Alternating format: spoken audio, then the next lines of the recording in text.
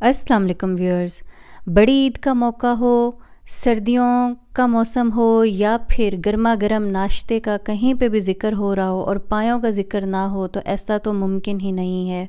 आज आपके लिए बड़े पायों की बहुत ही शानदार सी रेसिपी लेके आई हूँ। ये पाए ना सिर्फ नरम मुलायम तैयार होंगे बल्कि इनका जायका, इनका फ्लेवर, इनका जो टेक्सचर है इतना आला होगा कि आप ये पायों की रेसिपी को मुद्दतों याद रखेंगे। तो किस तरीके से मैंने यहाँ पर मिसालों को एक मख़सूस तनासुब के साथ शामिल किया है, पायों को गलाया किस तरह से है इनको, तो ये तमाम तरीक़ाकार मैंने मेंशन किया है। सो बढ़ते हैं रेसिपी की तरफ।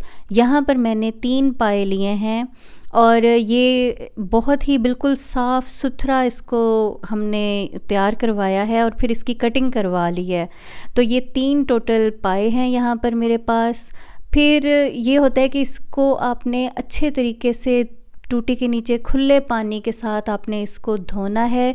फिर अब हम इसको गलाने का प्रोसेस स्टार्ट करते हैं। कुछ मिसाले लिए हैं, खड़े मिसाले, तेज़पात लिया है 2, दालचीनी का टुकड़ा लिया है 1, साबुत काली मिर्चें लिए हैं 10 और साबुत धनिया लिया है 1 टेबलस्पून, बादियान के फूल लिए हैं 2, बड़ी इलायची ली है हमने 2 और लौंग लिए हैं 4 से 5। फिर ये जो फ्रेश हरी मिर्च होती है ये भी हमने ली हैं 4, ज़ीरा लिया है 1 टीस्पून। इन तमाम खड़े मिसालों को आपने मलमल की पोटली सी बना लेनी है, मलमल के कपड़े में आपने इसको बांध देना है। अब पाए गलाने के लिए हमने एक बड़ा बर्तन लेना है जिसमें कि खुले पाए जो हैं वो गल सकें। इसको अंदर मैंने काफ़ी सारा पानी डाला है और अब यहाँ पर मैंने लहसुन की कलियाँ शामिल की हैं 10 से 12 अदद। और अब जो हमने मिसाले बांधे थे तो ये आपने इस पानी में शामिल कर देने हैं। साथ ही मैं इसमें नमक डाल रही हूँ 1 टेबलस्पून और फिर यहाँ पर हमने हल्दी डालनी है इसमें आधी टीस्पून। हल्दी जो है ना ये पायों के कलर को बिल्कुल भी डार्क नहीं होने देगी। और हमने ये जो खड़े मिसाले भी यूज़ किए हैं ये कोई हमने भरमार नहीं कर दी, बड़ी मुनासिब सी रेशो में मैंने इनको शामिल किया है। तो बहुत ही सुनहरा रेडिश गोल्डन किस्म का हमारा जो पायों का शोरबा होगा वो ग्रेवी रेडिश गोल्डन तैयार होगी। अब इसको आपने एक दफ़ा अच्छा बॉयल आने के बाद आपने इसको मीडियम आग पर 4 से 5 घंटे, ये डिपेंड करता है गोश्त के ऊपर, या 5 से 6 घंटे गलाना है। अगर आपको मेरी रेसिपीज़ पसंद आ रही हैं तो इनको लाइक करें, चैनल को सब्सक्राइब करें और बेल आइकन को ऑल पे लाजमी प्रेस करें। अब जब हमारा ये जो पाए हैं ये मुकम्मल तौर पर गल जाएंगे 5 से 6 घंटे के बाद, तो अब हमने इसका मिसाला फ्राई करना है। ऑयल लिया है मैंने यहाँ एक आधा कप, हाफ़ कप ऑयल के अंदर अब हमने अदरक लहसुन की पेस्ट डालनी है 1 टेबलस्पून। कोशिश करें कि अदरक लहसुन की पेस्ट जो है ये ताज़ी पिसी हुई हो। इसको आपने जस्ट 30 से 40 सेकंड्स इसको आपने जस्ट सौते करना है, इसका रंग नहीं चेंज करना, इसको गोल्डन ब्राउन हमने नहीं करना। उसके बाद मैंने 2 बड़े प्याज थे उनके मैंने स्लाइसेस काट लिए थे और उसको 1 कप पानी में मैंने उबाल लिया और फिर उसके बाद मैंने उसको ग्राइंडर में उसकी पेस्ट बना ली।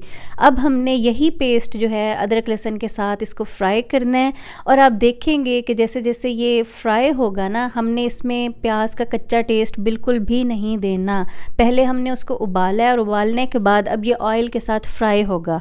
इस दौरान ये काफ़ी सारी जो है ना छींटें उड़ाता है, तो आपने केयरफुल रहना है, अपने कपड़ों को भी बचाना है और ज़्यादा हो तो आप इसको कवर करके रख दें और 2 से 3 मिनट के बाद आपने इसमें चम्मच चलाना है। आप देखेंगे कि जैसे जैसे ये प्याज का मॉइस्चर सूख गया है तो अब ऑयल सरफेस पे आ गया है। यही असल टाइम है कि यहाँ पर अब प्याज जो है वो फ्राई हो चुका है मुकम्मल तौर पर। अब हमने यहाँ पर कुछ मिसाले ऐड करने हैं।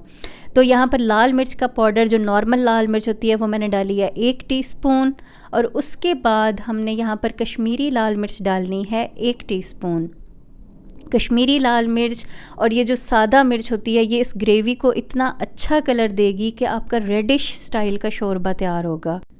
आग जो है वो इस टाइम आपने हल्की रखनी है वरना ये मिर्चें जो हैं ये जल जाएंगी। आप ना मिर्चों पे लाजमी इन्वेस्ट किया करें, ख़ुद से मिर्चें लेके आपने पिसवानी है, क्योंकि अक्सर बाज़ार वाली मिर्च जो है वो ब्लैक कलर दे देती है सालन को। या अच्छी ब्रांड की आप मिर्च यूज़ करें। आधा टीस्पून मैंने यहाँ पर हल्दी का डाला है और ये जो पिसा हुआ ये साबुत धनिया है ये मैंने डाला है 1.5 टीस्पून। ये कुटा हुआ है, बहुत बारीक नहीं पिसा हुआ। और ज़ीरा पाउडर यहाँ पर हमने डालना है आधा टीस्पून। बहुत ही अच्छी खुशबू आती है इस ज़ीरे और धनिया के पाउडर की। फिर हमने यहाँ पर नमक शामिल करना है 1 टीस्पून। नमक हमने 1 टेबलस्पून पायों को गलाते हुए भी शामिल किया है और 1 टीस्पून हम यहाँ पर भी शामिल करेंगे। बाद में आप इसका नमक चेक कर लीजिएगा। अब अच्छी तरह से 2 से 3 मिनट भूनने के बाद 2 बड़े टमाटरों की मैंने पेस्ट बना ली थी, इनको भी, इस पेस्ट को भी अब हमने इसमें शामिल कर देना है। तो अब ऐसा होगा कि जैसे ही ये पेस्ट जब सूखने की तरफ आएगी तो ये मिसाले इसमें पक भी जाएंगे। भुनाई हमने मिसालों की पहले ही 2 से 3 मिनट हम कर चुके हैं। अब इस टमाटरों के साथ ये मिसाले गलेंगे, वो प्याज भी इसी के साथ पकेगा। और जैसे जैसे ये ग्रेवी उबलने की तरफ आएगी तो आप देखेंगे कि ये इससे भी उसी तरीके से छिट्टे बाहर आएंगे। आपने कवर करके इसको 2 से 3 मिनट के बाद चम्मच चलाना है, फिर कवर कर देना है, फिर चम्मच चलाना है। अब आप देखें कि जैसे जैसे ये मिसाला भुन रहा है, ये जो हमने ग्रेवी तैयार किया है इसका कलर बहुत खूबसूरत होता जाएगा। और जब ऑयल मुकम्मल तौर पर सरफेस पे आ जाएगा तो आप देखेंगे कि मिसाला इतना शानदार रंग में तैयार होगा, बिल्कुल भी ये जला हुआ मिसाला नहीं होगा।